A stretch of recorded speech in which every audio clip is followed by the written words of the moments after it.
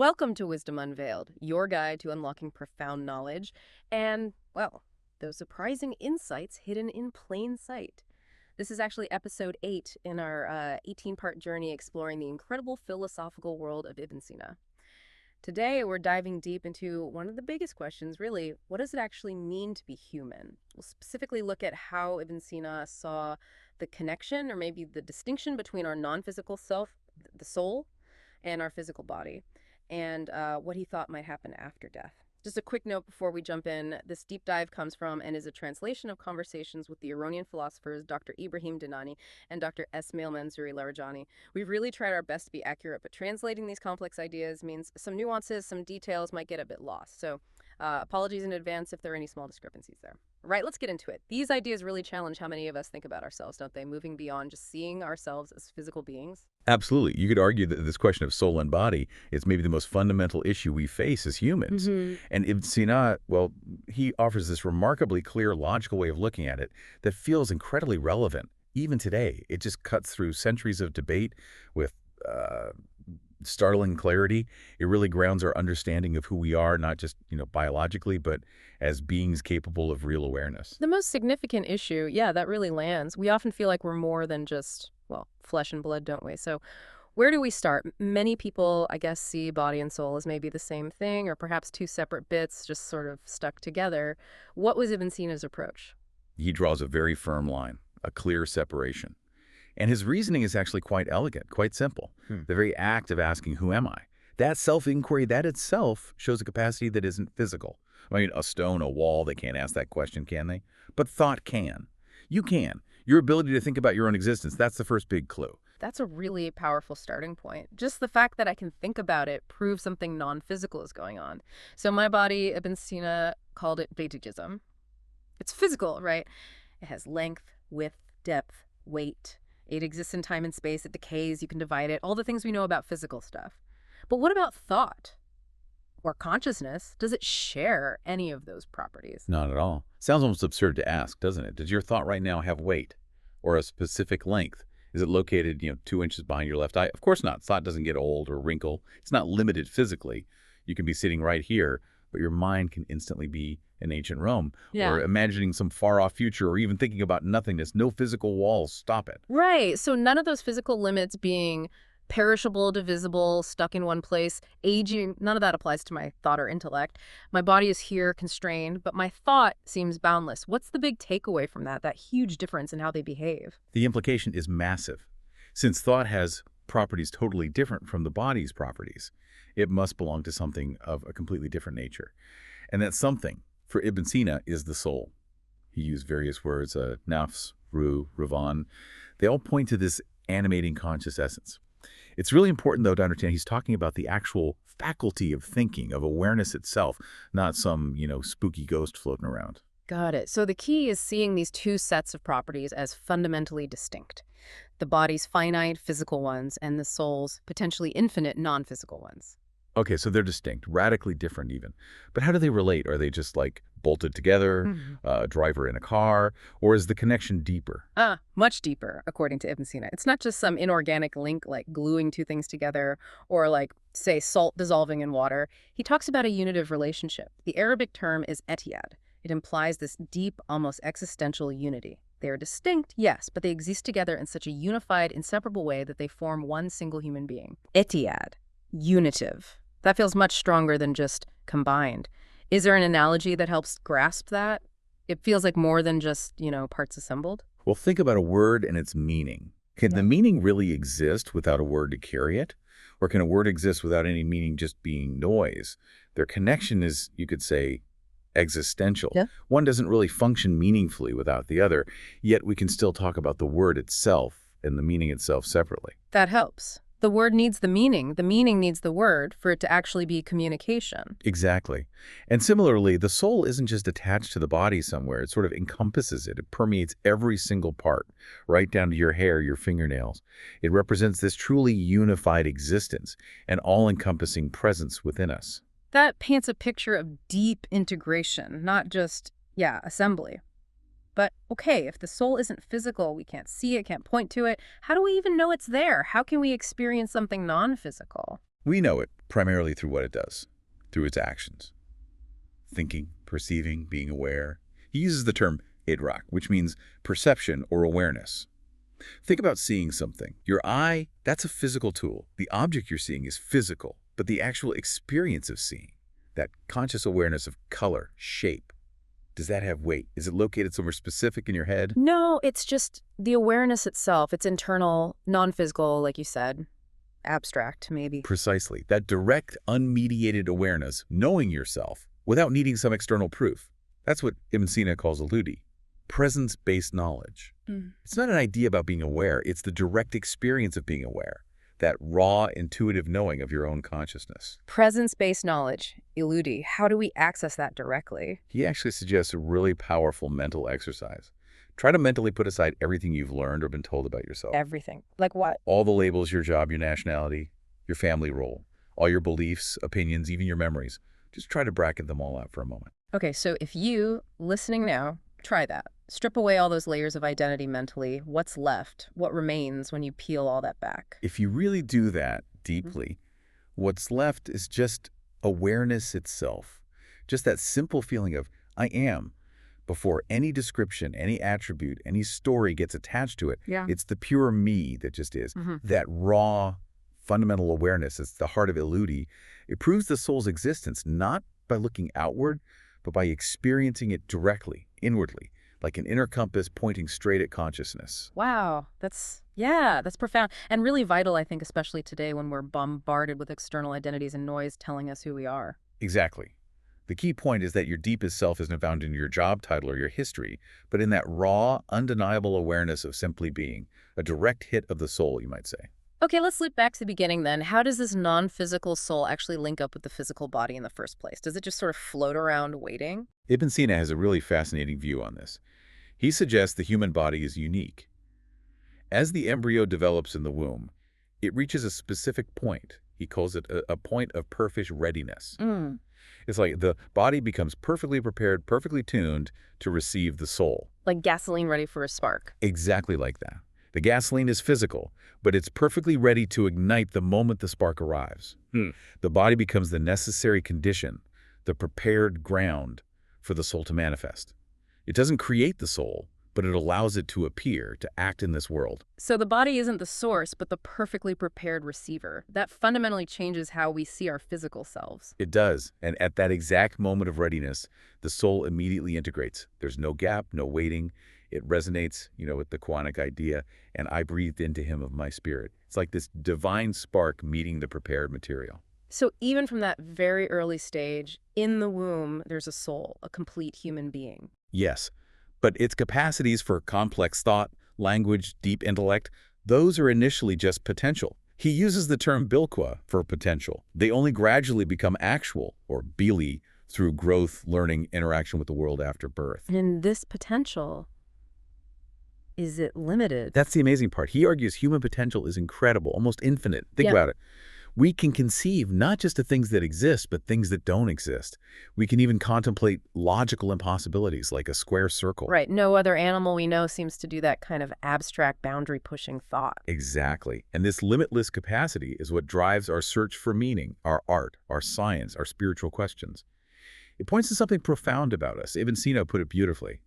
Humanity is the meeting point of two realms and the confluence of two seas. Two realms, two seas, meaning? Meaning we are both finite, bound by our physical body, its needs, its limits, its eventual death and infinite, through our soul, our intellect, our ability to understand and connect with something beyond the material, something transcendent. So our very nature is a bridge, a connection between the physical and the spiritual. That gives us huge potential, but maybe also responsibility. Definitely. In this unique setup, the soul, especially its highest part, the intellect, should guide the body. The body is the necessary tool, the instrument for living in the world, but it shouldn't be the master. That vision of human potential, being this bridge, having this limitless capacity for thought, that feels like a core message. We're inherently driven to look beyond just the material. Yes, a kind of vertical dimension to our existence, not just moving horizontally through time. Okay, that really paints a picture of the wonder and maybe the challenge of being human. So given this union, this guidance, what did Ibn Sina think happens when the body dies? what about the soul then? Does it keep evolving, or is its state sort of fixed? That's actually a point where you find some really interesting nuance in his writings. Scholars have found what seem like two main lines of thought or maybe interpretations. Okay, what's the first one? In some places, he seems to suggest that even after leaving the body, the soul continues to develop, to evolve. It might connect with higher intellects, maybe angelic intellects, and achieve greater perfection, sort of like a post-mortem intellectual journey upwards. So, continued growth. Interesting. And the second view? In other passages, you get a hint of something slightly different, that the soul's state, whether it achieved happiness or is in suffering based on how it lived, becomes largely fixed at the moment of death. In that view, there isn't really further self-driven change or development, unless maybe, perhaps, through divine grace or intervention. So either ongoing evolution or a state largely determined by life lived. It really shows how deeply he wrestled with these ultimate questions, doesn't it?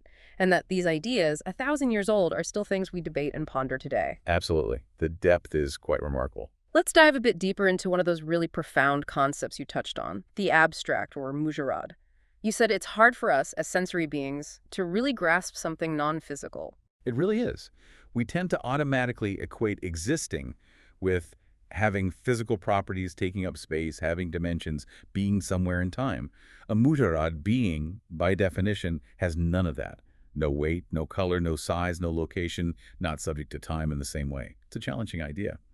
Now, Muslim philosophers like Ibn Sina were clear that God is purely mujarrad, but they also argued for other mujarrad, other incorporeal realities like intellects, using the word aql. And our own human intellect, our soul's highest function, shares this mujarrad nature. That's the view, yes. It's not a physical thing in our heads. And the body, as we said earlier, is the necessary condition, the prepared ground for this non-physical intellect to manifest and interact within our physical world. Okay, so our core intellect is mujarrad, and you mentioned this realm of the incorporeal, the al-Aʿlā. Can you unpack that term a bit more? What exactly is it? Right, the al-Aʿlā. It's a really significant term. Let's break down the name itself. Allah means highest or supreme, and Ma'al means full or filled up. This is contrasted with Kal, which means empty or void. So the highest fullness. Essentially, yes.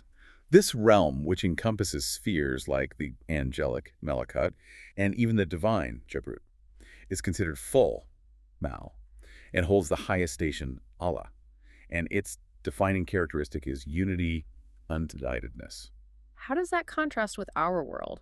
Our physical material world is precisely not full in this sense. It's fundamentally characterized by separation and division. Think about your body. It's divisible into organs, tissues, cells, atoms. Each part is distinct, separate from the others.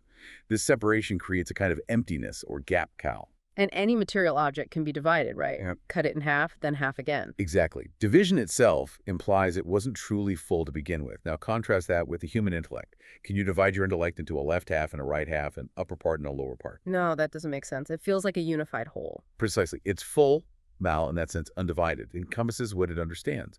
And this reflects the nature of the al-Aʿlā. It's the realm where these incorporeal, indivisible realities, the mujarrad, exist. And this connects somehow to the idea of nur, or light, which you mentioned earlier, not just physical light. Yes, absolutely. Nur fundamentally means duhur manifestation, appearance, becoming evident. Sensory light, like from a lamp, is one kind of manifestation, something we perceive with our senses. But Ibn Sina talks about imaginative manifestations too, and most importantly, intellectual manifestations. This intellectual manifestation, the clarity of understanding, the dawning of insight, is considered the truest, most profound form of light, of nur. So God being the new of the heavens and the earth means God is the ultimate manifestation. That's the core idea. He's manifestation itself. Some try to say it means God is the illuminator, Munawir, but that leads back to the same point. Something can't illuminate unless it is light, is manifestation in its essence. But if God is the most manifest, the ultimate light, why isn't he obvious to everyone all the time? That's the paradox, isn't it? The answer often given is that intense light can actually cause concealment. Think about staring at the sun. You don't see the sun's detail, you're just overwhelmed. We perceive things illuminated by light, the mustanir, rather than the pure light itself. Similarly, we perceive God through his manifestations in creation, not God separate from them. And the al-Aʿlā, this realm of unified incorporeal realities, is inherently the world of nur, of pure manifestation. And the soul, being mujarrad, is constantly interacting with this realm, continuously receiving light, which really means receiving knowledge, awareness, new insights. That's a beautiful image, the soul constantly receiving light, constantly gaining awareness. So this intellect, the aql, if it's always receiving light, how did Ibn Sina describe its fundamental nature? Is it like a container filling up, or? No, not a static container. Ibn Sina is quite clear. The intellect akul isn't a thing. It is the very act of intellection itself. The term he uses is ta'akul. You can't even conceive of an intellect that isn't actively understanding, actively processing. It is its activity. So it's a verb almost, more than a noun. In a way, yes. And one of its key functions is understanding things by their causes, the asbab. He gives the example, anyone can see lunar eclipse. But the astronomer, using their intellect, understands why it happens, the orbital mechanics, the alignment, all the causes. They can even predict it. That grasp of the why is the intellect at work. And does this act of understanding lead towards unity? Absolutely. Our senses often divide us, right? My sense of taste is different from yours. My viewpoint might be different. But intellect strives for shared, unified understanding. We can reason together and arrive at the same conclusion about, say, a mathematical proof. This leads him to a really profound axiom. Every being that comprehends its own essence is simultaneously intellect, intelligent, and intelligible. Wow, say that again. Every being that comprehends itself, its essence, is intellect, intelligent, and intelligible. Wakiso yudo, because the soul is mushahad, it's inherently aware of its own nature. In that self-awareness, it is the intellect doing the knowing, it is the intelligent agent, and it is the thing being known itself, all at once. That's incredibly dense. It collapses the knower, the knowing, and the known into one unified reality in the act of self-awareness. Exactly. And the consequence of this constant state of knowing, of receiving new light, new insights from the al-Aʿlā. What is it? Ibn Sina says the soul is therefore continuously in a state of bajat, which means enjoyment, delight, intellectual pleasure, and sa'ada, happiness or felicity. It's a spiritual, intellectual joy derived from this constant connection and understanding. So happiness isn't just about external circumstances, but this inner state of active, aware intellection. That's a huge part of it. And it really contrasts with a purely materialistic view of progress, doesn't it? Where progress is just, more stuff, more history unfolding in time. For Ibn Sina, true progress, true human development, isn't just moving horizontally through time and matter. It involves a vertical movement, transcending time and matter to connect with the al-Aʿlā, that realm of pure meaning, pure intellect. That's where the ultimate Gaia, the ultimate goal or purpose of our existence really lies. It's about elevating our consciousness. That really reframes our whole idea of purpose and even what the afterlife might entail, not just waiting, but perhaps this active state of intellectual joy and connection. What an incredible journey through Ibn Sina's thought today. Just to recap some key things. We looked at that sharp distinction he draws between body and soul based on their totally different properties. Right, the physical versus the non-physical nature of thought itself. And yet, they're not just separate bits, but have that deep, unitive relationship, Etiḥād, the soul encompassing the body. Like the meaning is to the word, inseparable yet distinct. And we found out how we know the soul not by looking at it, but through that direct presence-based awareness, iludi, that core feeling of I am when you strip away the labels. That immediate internal experience. Then we saw the body not as creating the soul, but as the perfectly prepared ground, reaching a readiness to receive it, allowing its manifestation. Which points to our incredible, almost infinite potential, bilqua, becoming boogli, because our intellect isn't bound by physical limits. Making us that confluence of two C's, the meeting point of the finite and the infinite, with the intellect meant to guide. Exactly. And understanding the soul as mujarrad, non-physical, existing in connection with the al-Aʿlā, the realm of unity and pure manifestation, or nur. Where it's constantly receiving light, knowledge, awareness. Yes, perpetually in that state of active intellection, taqwa, which brings that intellectual joy, bijat, and happiness, sa'ada. It's a continuous state of becoming, of development, even potentially after death. It's one of the real wonders of our creation, I think, and something we perhaps don't appreciate enough. It really makes you think differently about yourself, especially, like we said, with all the external noise defining us. Ibn Sina believed that a mind that stops asking questions, it sort of goes dormant. Stagnation. Yeah. True vitality, he thought, comes from keeping that inquiry alive. So maybe something for you to consider as you go about your day. How can you cultivate that philosophical questioning? Not just when you sit down to meditate, maybe, but in your everyday interactions, watching the world, trying to understand things. How can you keep that inquiry going? Keep your own sense of humanity fresh and awake. How can you use it to maybe Distinguish your true self, that aware presence, from all the external identities and distractions competing for your attention. Just a thought to carry with you.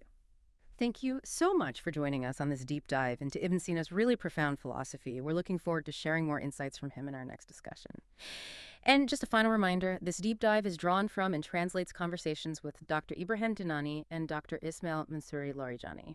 We've worked hard to convey their insights faithfully, and any slight discrepancies are purely down to the complexities of translation. Until next time, keep questioning, keep exploring, and keep seeking that deeper wisdom.